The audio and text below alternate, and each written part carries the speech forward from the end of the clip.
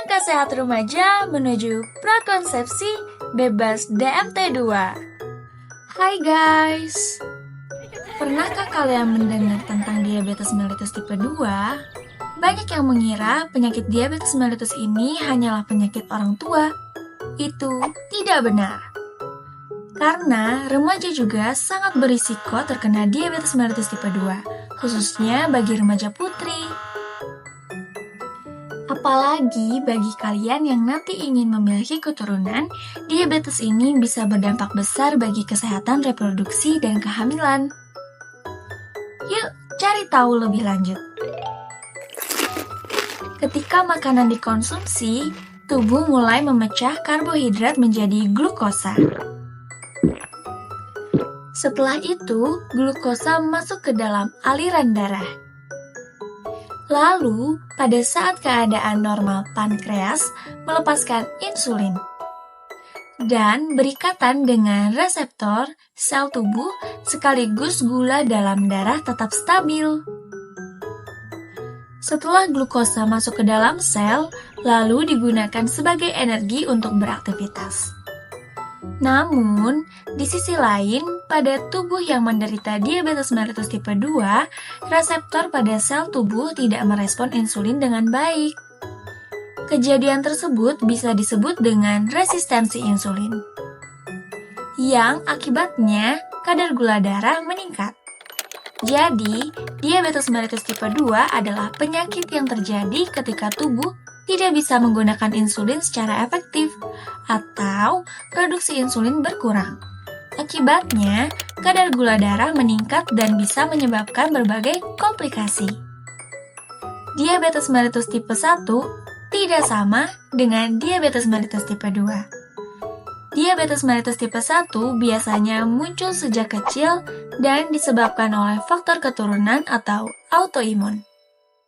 Sedangkan diabetes tipe 2 terjadi karena gaya hidup yang tidak sehat, seperti terlalu banyak mengkonsumsi makanan tinggi gula dan kurang berolahraga. Ini merupakan contoh perilaku remaja dengan lifestyle yang buruk. Ia hanya bermalas-malasan dan tidak menjaga asupan makanannya.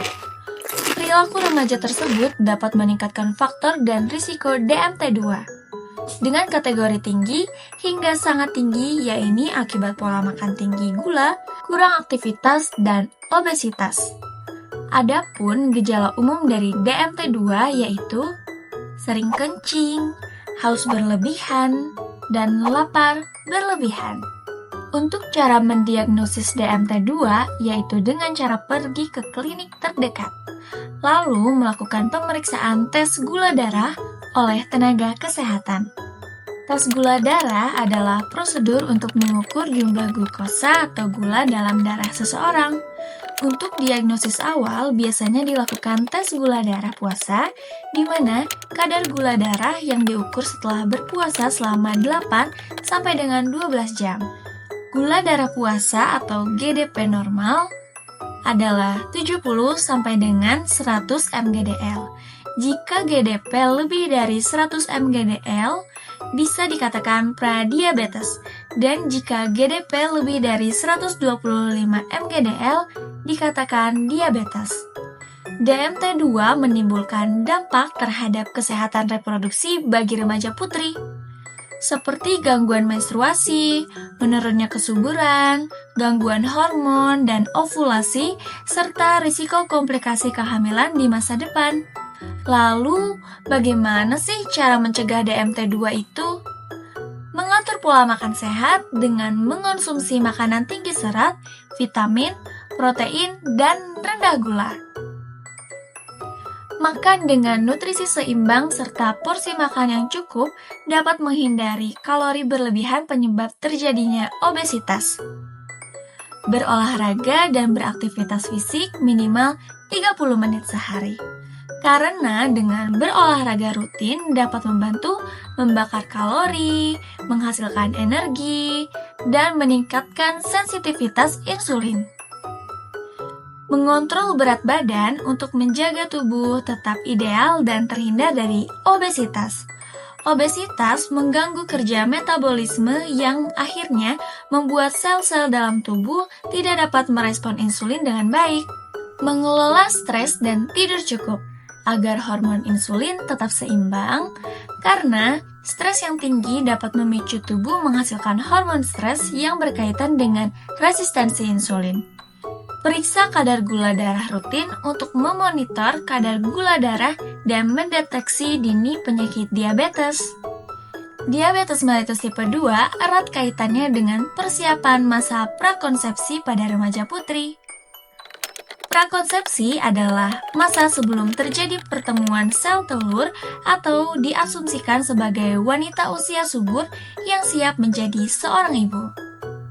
Masa prakonsepsi juga adalah masa sebelum kehamilan yang fokus pada upaya meningkatkan kesehatan wanita usia subur guna mempersiapkan kehamilan yang sehat dan aman. Jika remaja putri menderita DMT2 dan terjadi resistensi insulin dalam tubuh, maka mengakibatkan gangguan keseimbangan hormon. Di mana gangguan keseimbangan hormon dapat mengakibatkan siklus menstruasi tidak teratur, tidak terjadi proses ovulasi atau pelepasan sel telur, tidak terjadi pembuahan sel telur yang meningkatkan risiko sulit hamil di kemudian hari.